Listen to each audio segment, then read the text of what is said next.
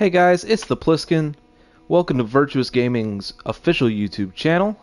I'm going to be taking you guys through episode 1 of Road to the Championship. What we're going to be doing here is going through my NBA on Nba2k22 on the PlayStation 5. And we are going to be getting into some rebuilds. Alright, we're going to take every single team from wherever they are now to the championship. I do have my own 2K share file you can start with. It's called the preseason. Alright, and I'm going to take you through all the settings. Alright, I do have a custom roster that we're using. Alright. It's not an online league. We've got all the advanced CBA rules in here. I do have morale and chemistry in here. And we are automating. This is not supposed to be. Yeah, we're not automating any off-season time periods. I don't know why that's on there. So, with that, the roster that I have created for this, it is the original roster out of the box. All right. Actually, looks like I have multiple choices here. So this one is what we're going to use. Is the original roster out of the box. You know what? Never mind. We're going to go ahead and use a version of Clutches. Alright, so Clutches roster set up for preseason with some edits, and those edits include changes to tendencies. Alright, the only thing I've changed is the tendencies, because certain players, for whatever reason, players that have a history of shooting threes, players that have stats in three-point shooting, 0 3-point tendency, even though the other 3-point tendencies have numbers in them. So he has like a 20% chance to shoot from the corner three, but 0% chance overall to shoot threes. And if you know about how those tendency sliders work, you know that some of those are master sliders, and then some of those take a percentage out of that. Alright, so a 20% 3-point shot and a 20% shot from the right corner three is going to be 20% of 20%, and so on and so forth. So, 82 games, 8-minute quarters, that's enough. Alright, we're not simulating stats. That 8 minutes gives you plenty of stats. Alright, draft prospect storylines, I like the randomness. Everything is the same. Alright, we're not jerking anything around. We're not auto simulating anything off season, as much as I would like to. Keeping all of these features the same. I'm turning G League off. I'm turning G League off because it is glitched. It has been glitched since the beginning of this game's launch. 2K, fix your game. Everything else is on. Everything else is the same way it was out of the box. Draft class quality hasn't been adjusted. Alright. I did adjust the salary cap because the salary cap out of the box says 109, but we know that the salary cap for the 2021-22 season is at 112 million. I put the inflation rate up to 80 because it is more realistic. Play through this a couple of times, you'll see what I mean. Alright, salary expectations, the same thing. Alright, 75, 70, and 65. Everything else remains untouched. All the regular restrictions are on. Trade override is off. Trade approval is off. Trade frequency has not been touched. Player trade value, just so that you can see here, hasn't been adjusted from out of the box at all. Okay? I'm not gaming the system to try to get an advantage. I made some changes to make things realistic. One place where you might disagree with me is injuries. Injuries in this game are too fucking high. So we've turned injury severity, duration, and career-ending injury frequency to 40 from its original 50.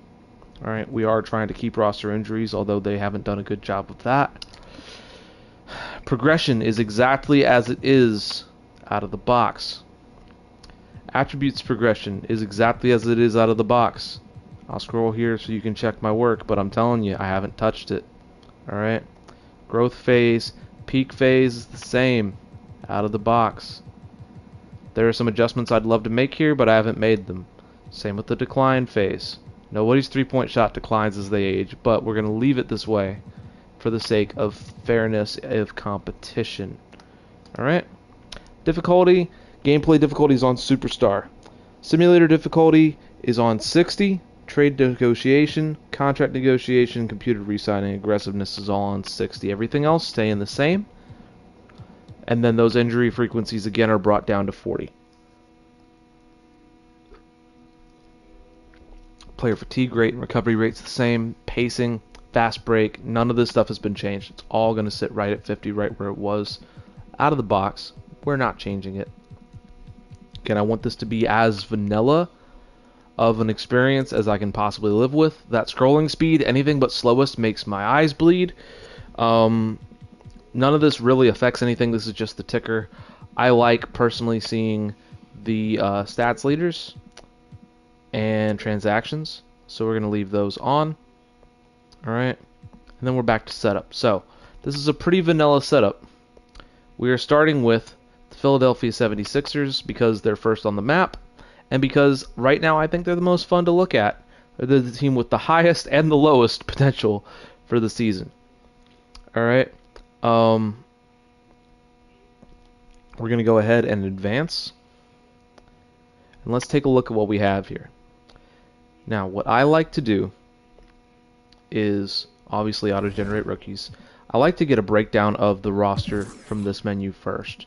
Go ahead and sort. We sort of have a point guard in Ben Simmons. We are playing this just so that you know that I'm playing this as though Ben Simmons is not going to stay here, because realistically, real life, this man is not going to be in a Sixers uniform very long. Even if he comes back for start of the season, he's gone. He's gone. What we have, luckily, is a pretty balanced roster. This is the most bullshit rating in the game. Andre Drummond is not a 79 ever. But we'll roll with it. We'll pretend. Alright? This is fantasy after all. So, looking at what we have, we've got a lot of three-point shooting. We don't really have any big weaknesses in three-point shooting except for Thibault, Maxey, and Simmons. Guys who are really outstanding perimeter defenders. As far as overalls, I don't have a great shooting guard or small forward. That's really, I think, primarily what I'm looking for. Although, luckily, I have shooting guards and small forwards who play way above their overall rating. I don't have any depth at the power forward. If Harris goes down, we're fucked. Same with Joel. Well, not the same with Joel Embiid. I mean, it's hard to replace a guy who's 95 overall and talented at every area of the game. But I would not complain if Andre Drummond was my starting center. So, knowing that we have to make a move, what am I looking for? I'm okay with Tyrese Maxey being our choice at point guard. I really am. I would be okay with Shake Milton being our choice at point guard. And in fact, those guys splitting minutes there wouldn't be a terrible thing. So we're looking at, because Thibault and Green can play down, we're looking at 2s and 3s. We're looking at shooting guards, small forwards, a power forward if we have to, because I've never really felt like Tobias Harris had a position, but if he was gonna have a position, I never really thought of him as a 4. I really feel like he's just a super athletic small forward. But on this team, he's good enough to do that. So, with that, boys and girls, we're going to go in and make our first trade. Typically, I won't start with this. But given the situation with Simmons, it's imperative that we start with that before we get into any of the other mess. So, we take a look at options. What's the computer going to give us? Drew Holiday. First of all, I'd be really surprised if the defending champions gave up Drew Holiday for Ben Simmons, but it could happen. That's a real trade. You know, Colin Sexton's no joke. And Kevin Love, I mean, He's matching trade salary at this point. Al Horford and Dennis Schroeder for Ben Simmons. I don't see anybody taking that. That's a joke. Not after everything the Miami Heat went through to get Kyle Lowry, no. I'm not sure why they would do this, but okay. This is probably what's going to happen in real life for Sean Holmes and Buddy Hield. I don't know that I'm really ready to drop all the way to Buddy Hield yet. He's a hell of a shooter though. He's a hell of a shooter, but I have no purpose for Rashawn Holmes. I mean, what does he give us? He'd obviously be playing the 4, so he can't really stretch at all. I don't know what he would give us. I don't want Derrick Rose and his like half a knee. I don't want Russell Westbrook for sure. Talk about not fixing the problem. Markelle Fultz would not be a win now pick. But you could do worse. Malcolm Brogdon, Miles Turner. I don't have a purpose for Miles Turner. But maybe there's something here. Maybe there's a trade with the Pacers. Maybe Sabonis for Simmons? If they would even take that. Brandon fucking Ingram. Now, this would be hell for the Pelicans. Fuck them up like a soup sandwich. But might be exactly what we need.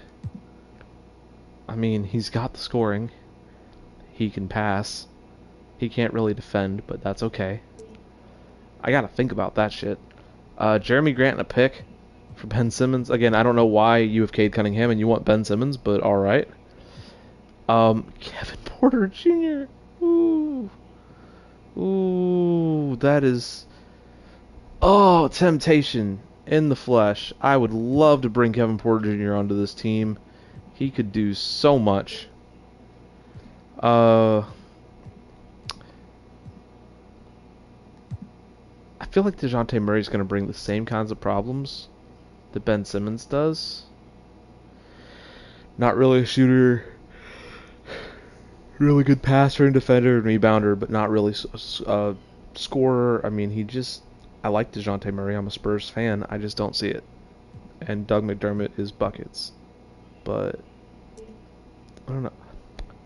No way. No way. You really think that the Thunder would give up SGA for Ben Simmons? I don't.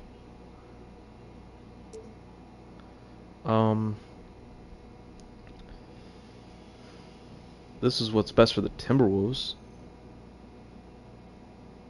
If you want the Timberwolves to be a beast of a team for the rest of eternity, yeah, that's the trade, but like it's not going to help us win a championship.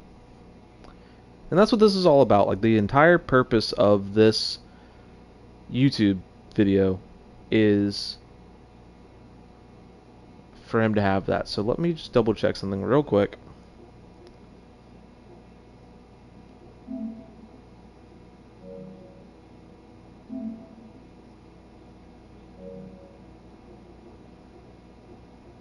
Okay. Seems like our audio is all working and everything, so hopefully it is. We'll see.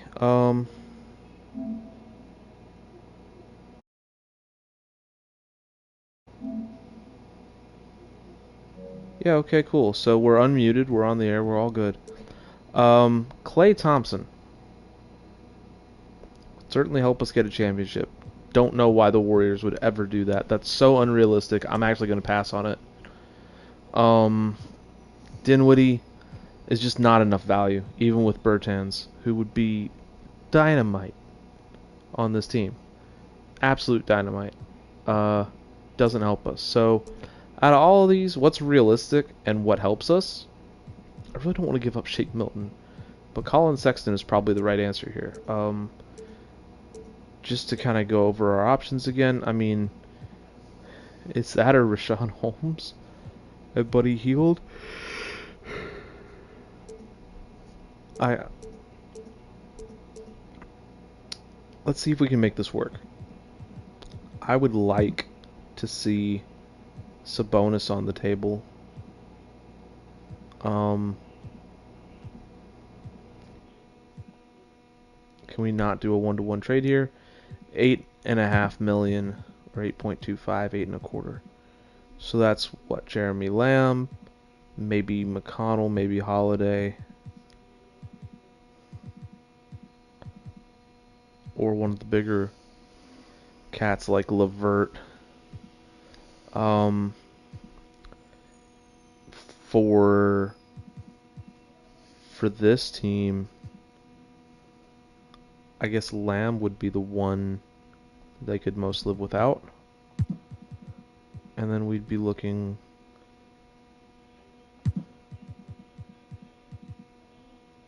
So we're getting a power forward and a small forward, so we would be bringing a bunch of guys down, basically. Who do I have that they would value?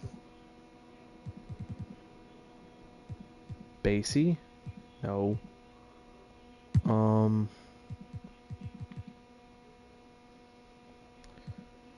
Green? He's too expensive. Korkmaz? I'm not against it. I just don't see the purpose. Okay. I'm willing to part with at least one second-round pick to get this guy out of here. Okay. So it looks like we're back to square one.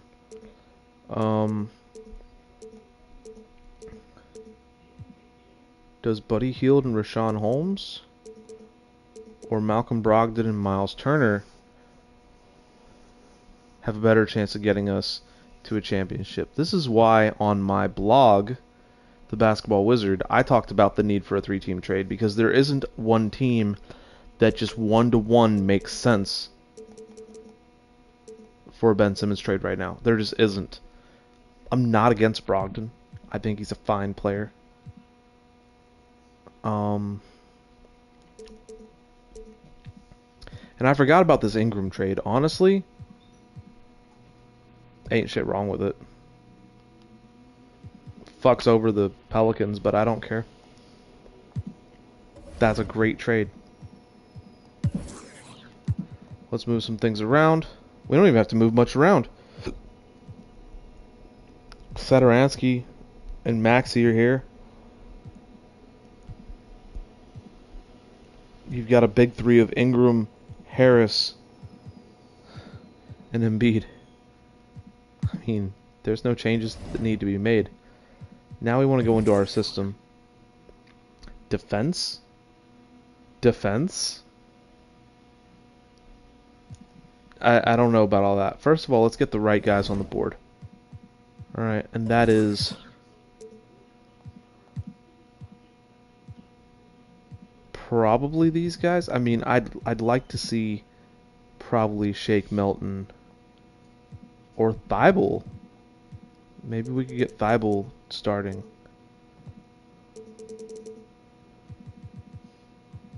Because that starting lineup needs some defense.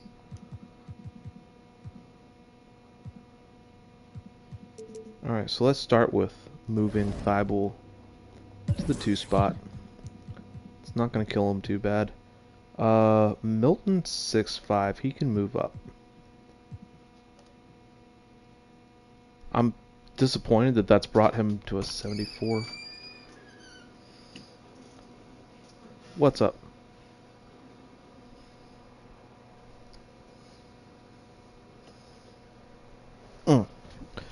Okay.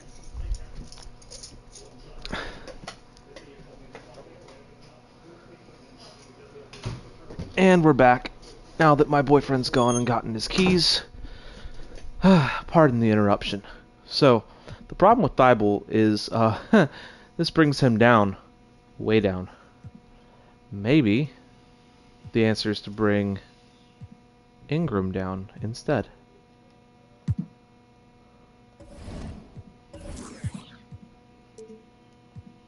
We do this, and now we have a balanced team. Some perimeter defense, some passing.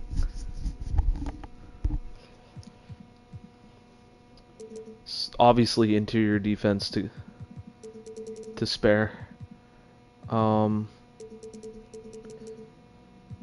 Is there any point where I want to have Drummond and Embiid out at the same time? I feel like that could be interesting, but we'll leave it this way for now. Obviously Curry can play some of the one, but we're gonna leave it again this way for now. Satoransky, and then we need to get,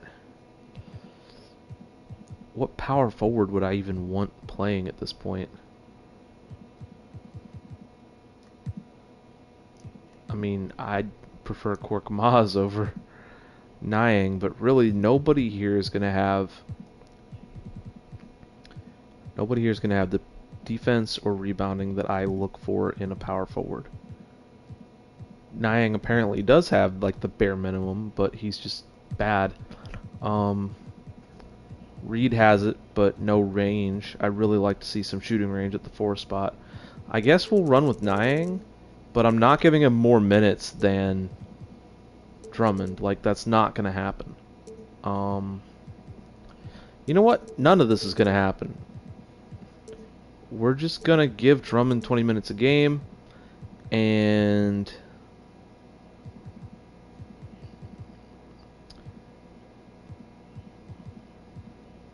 so we've got basically 3 guards and Andre Drummond.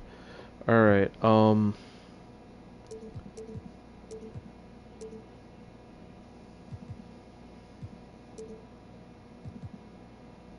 there you go. That's the plan. Number 1 scorer is going to be... Actually,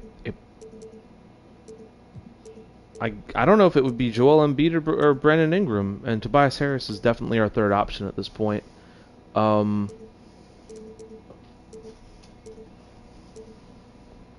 you're thinking about offensive focus, think about where does the offense come from your 3 scoring options. Are they post guys? Are they going to post people up? Are they like, is this a pick and roll duo that makes sense? I don't feel like it is. Are they all different? That's a neutral. Is there a lot of isolation? That's play through star. So if you're running like a triangle offense, you're playing through stars. In this case, obviously get to the basket is like your Derrick Roses and Russell Westbrooks. I almost want to try getting shooters open. It's not like we're going to have a problem rebounding. I'd say shoot at will should be the offensive tempo in almost any scenario that isn't grit and grind or defense focused. When you're looking at offensive rebounding, and these things do matter, by the way, because you're going to be simming most of your games here. These things do matter. So your offensive rebounding really kind of depends on, do you have the ability, and then do you intend to put people there, right? So we have the ability, and I do intend to put people there. So we're going to try to crash the glass on both sides, actually. Play physical defense is great if you have smart defenders. If you have a lot of young guys, move this down to conservative, or you're going to lead the league in fouls. And then defensive focus. Are you defending the paint? Are you defending the outside? Or are you just neutral? For us, we have good outside and inside defenders. I tend to default to protect the paint, just in general, because threes are harder to hit. But I think for this team, neutral is going to be alright. Okay. This is our new lineup. And I feel like we're better off for having moved Simmons. Satoransky is a great backup point guard. He's huge. Okay. Milton and Curry might be too small for the wing spots, but we're going to find out. Your system proficiency, now you can go in and look at where you want to be. and how each option affects the players. I'm really looking for something where Ingram and Harris can shine because Joel Embiid is Joel Embiid. Obviously, defense isn't going to be for them. Balanced may be our best shot. Pace and space is good for Harris, but not so much for Ingram. Perimeter centric's a little bit better for everybody. Probably perimeter centric then, or post centric, because yeah, post centric's apparently better for Ingram but worse for Harris. I'll take it. So we're gonna run post centric, which means limited 3-point attempts, which means we're going back in here and we're going to run feed the post, and I'm probably gonna have Embiid as our star scorer with Ingram as our secondary. That may prove to be the wrong decision, but our first game is against Ben Simmons and Zion Williamson. Oh my. Oh my. So, one thing you don't want to forget is the prep hub, alright, the individual training component. This is how you're going to grow your players. Alright, right now I don't have anybody that I'm really trying to grow, except maybe Tyrese Maxey, but I'm not super concerned about him right now. Everybody else is kind of either at an age where they're not growing much, or like Paul Reed, someone I'm not excited about. I don't expect, no matter what I do, for Paul Reed to become like a starting quality power forward. Okay? It's not worth my time to fuck around with. But in general, you do want to start there. So at this point, I typically start simulating. We take a look and we see where things go. Alright? So that is going to cover part 1 of our first video for the Road to the Championship series here at Virtuous Gaming's official YouTube channel. Thank you guys for watching.